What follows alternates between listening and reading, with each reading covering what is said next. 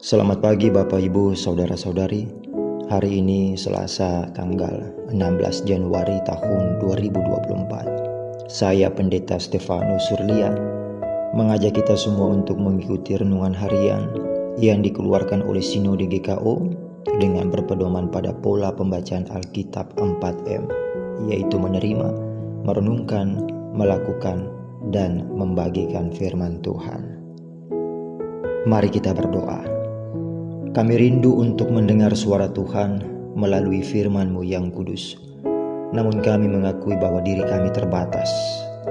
Tuhan, tolonglah kami, supaya keterbatasan kami tidak menghalangi kami untuk mengerti, bahkan melakukan firman-Mu. Dalam nama Tuhan Yesus firman yang hidup kami berdoa. Amin. Bapak Ibu Saudara-saudari, pagi ini kita akan merenungkan firman Tuhan dengan tema Tubuh untuk Tuhan, Tuhan untuk tubuh. Sedangkan pembacaan firman Tuhan terdapat dalam 1 Korintus pasal 6 ayat 13 hingga ayatnya yang ke-16. Demikian sabda Tuhan.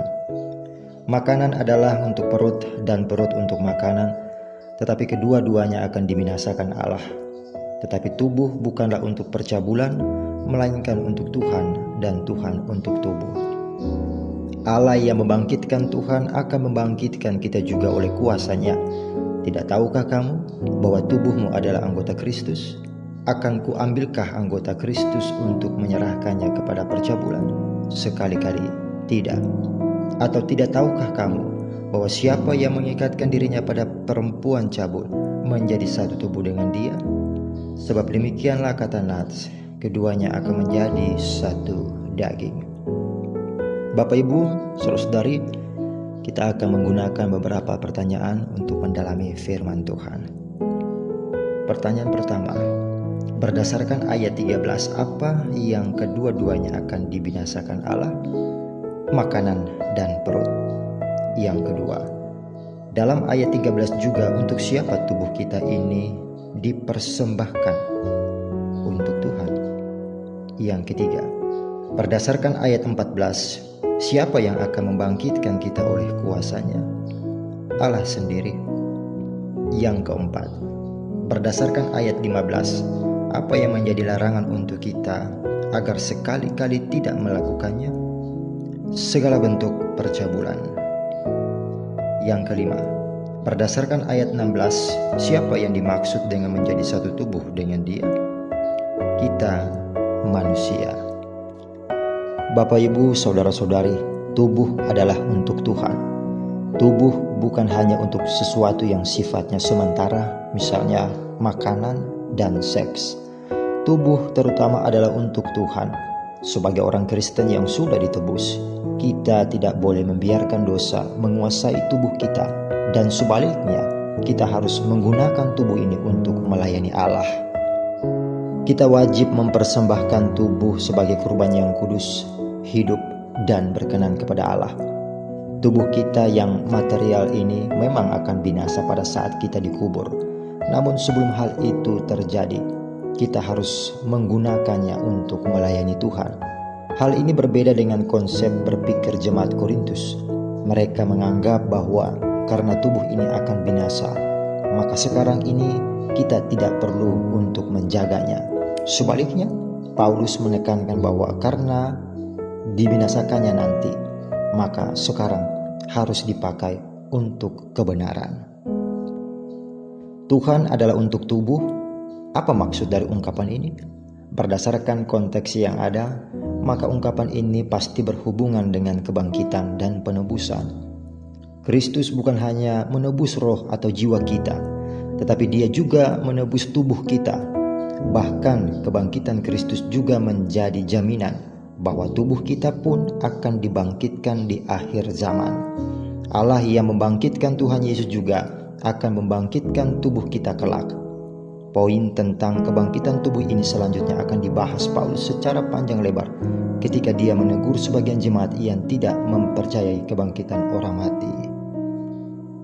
Ungkapan Allah yang membangkitkan Tuhan pada ayat 14 tidak boleh dipahami bahwa Kristus tidak berkuasa untuk membangkitkan dirinya sendiri.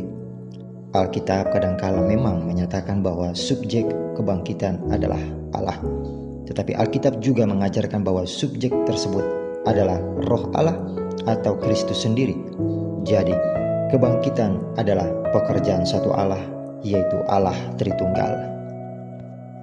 Jikalau Allah dan Kristus sangat menghargai tubuh kita, yang dibuktikan dengan penebusan dan jaminan kebangkitan, maka kita pun seharusnya menghormati tubuh kita. Kita harus menjaganya dari semua dosa, terutama dari dosa-dosa yang langsung bersentuhan dengan tubuh kita. Misalnya, percabulan dengan pelacur. Orang Kristen yang masih terjebak pada percabulan adalah orang-orang yang tidak menghargai tubuhnya sebagaimana Tuhan menghargai hal itu. Kalau Tuhan sudah melakukan segala sesuatu untuk tubuh kita, berlebihankah jika Ia menuntut kita memberikan tubuh kita untuk Dia? Selaku pelajar, selaku mahasiswa, karyawan, usahawan, orang pemerintahan, dan rohaniawan, apakah pesan Tuhan melalui perenungan hari ini untuk kita? Tuhan Yesus menebus kita dengan harga yang terlalu mahal harganya, dan sudah lunas dibayarnya. Terlalu mahalnya di mana? Nyawa ganti nyawa, darah ganti darah, tubuh ganti tubuh, hanya karena dan atas nama kebiasaan dosa murahan yang kita lakukan. Karena itu jangan pandang murah hidup kita, jangan pandang hina tubuh kita. Kita berharga di mata Tuhan. Buktikanlah bahwa tubuh kita bernilai tinggi dan layak diganti dengan tubuh Kristus yang terkoyak, tercabik, dihancurkan oleh cambukan, tombak, paku, dan mahkota duri Romawi.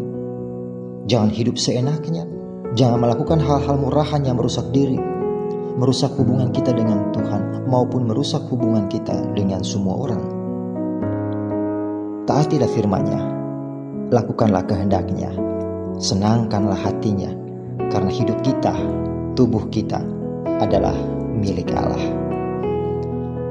Bagikanlah firman Tuhan ini, Bapak Ibu, saudara-saudari, kepada teman kita, saudara, rekan kerja, rekan sepelayanan, atau siapapun yang kita jumpai di hari ini, agar menyadari bahwa Tuhan sudah melakukan segala sesuatu untuk tubuh kita, maka kita hendaknya memberikan tubuh kita untuk Tuhan. Mari kita berdoa. Firman-Mu sudah kami dengar, tolonglah kami Tuhan untuk menghidupi kehendak-Mu dalam kehidupan kami. Hari ini kami akan memulai seluruh pergumulan kami. Berkatilah setiap tugas, tanggung jawab kami, mulai dari dalam keluarga, gereja, masyarakat, dan negara ini. Di dalam nama Tuhan Yesus Kristus kami berdoa kepadamu. Amin.